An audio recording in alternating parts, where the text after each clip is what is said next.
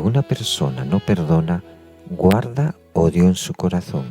Este odio no le permite conseguir una completa felicidad y paz, especialmente si ha sufrido el abuso por parte de un ser querido que traicionó su confianza. Es peor el caso si la víctima no recibe justicia, mientras el agresor está libre y sin castigo.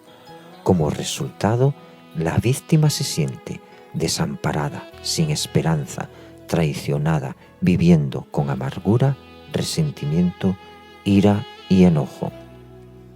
El odio y la falta de perdón son una atadura espiritual que te impide ser plenamente feliz.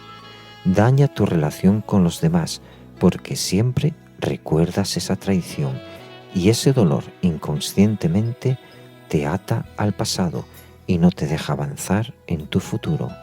Te es difícil confiar en otras personas y pospones emprendimientos sociales o de negocios por miedo al fracaso. La falta de perdón impide que la bendición de Dios sobreabunde en ti. Vives con algún tipo de escasez física o espiritual porque es una atadura que maldice tu vida. Por ese motivo, Dios nos ordena a perdonar a nuestros enemigos para romper esa maldición en tu vida, y así la bendición de Dios puede llenar tu vida completamente. Tu odio hacia aquella persona que te hizo daño es humanamente justificado. Sin embargo, al aceptar a Jesucristo como tu Señor y Salvador, dejaste de ser ciudadano de este mundo para convertirte en ciudadano del cielo y obedecer la palabra de Dios.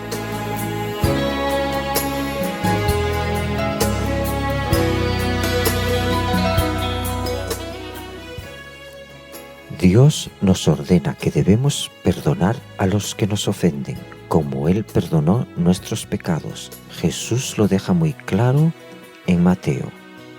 Porque si perdonáis a los hombres sus ofensas, os perdonará también a vosotros vuestro Padre Celestial. Mas si no perdonáis a los hombres sus ofensas, tampoco vuestro Padre os perdonará vuestras ofensas. Mateo capítulo 6, versículos 14 y 15. Jesús explica que si nosotros no perdonamos, Dios no nos perdonará. De tal forma podemos entender que nuestras oraciones tampoco serán plenamente escuchadas si no perdonamos. En Mateo 18, Jesucristo nos relata una parábola sobre dos deudores. Cuando Pedro le pregunta a Jesús, ¿cuántas veces tenemos que perdonar? Jesús responde, 70 veces 7. En otras palabras, perdona ilimitadamente. Luego Jesús comienza el relato de los dos deudores en Mateo 18. Comencemos a leer desde el versículo 23. Por lo cual, el reino de los cielos es semejante a un rey que quiso hacer cuentas con sus siervos, y comenzando a hacer cuentas, le fue presentado uno que le debía 10,000 talentos. A este, como no pudo pagar, ordenó su señor venderle y a su mujer e hijos y todo lo que tenía para que se le pagase la deuda. Entonces aquel siervo postrado le suplicaba diciendo, Señor, ten paciencia conmigo y yo te lo pagaré todo. El señor de aquel siervo, movido a misericordia, le soltó y le perdonó la deuda. Pero saliendo aquel siervo, halló a uno de sus consiervos que le debía 100 denarios, y asiendo de él le ahogaba diciendo, «Págame lo que me debes». Entonces su consiervo, postrándose a sus pies, le rogaba diciendo, «Ten paciencia conmigo, y yo te lo pagaré todo».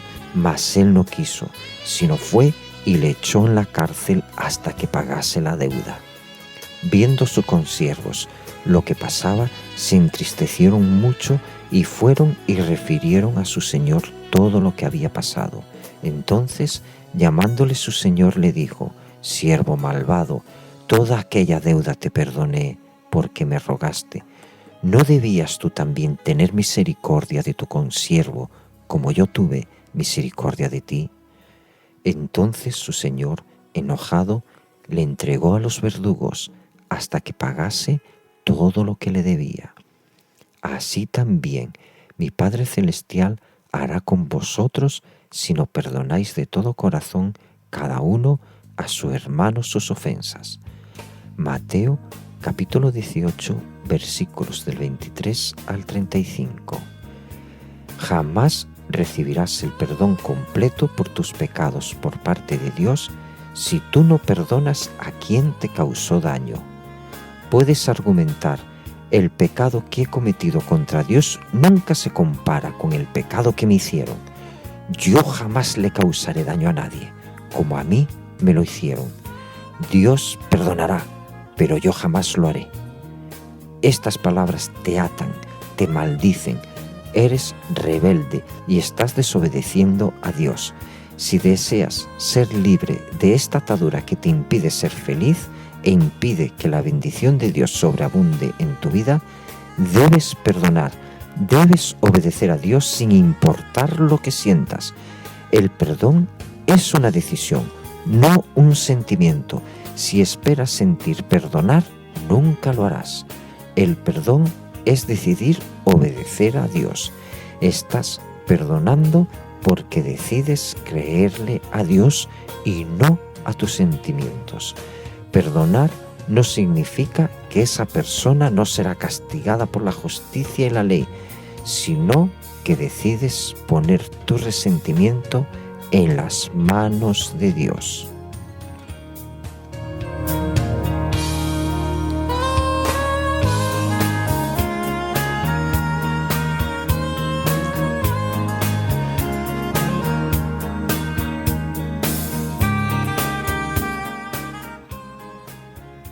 Dios solo te pide que le obedezcas y perdones. Luego el Espíritu Santo hará el resto.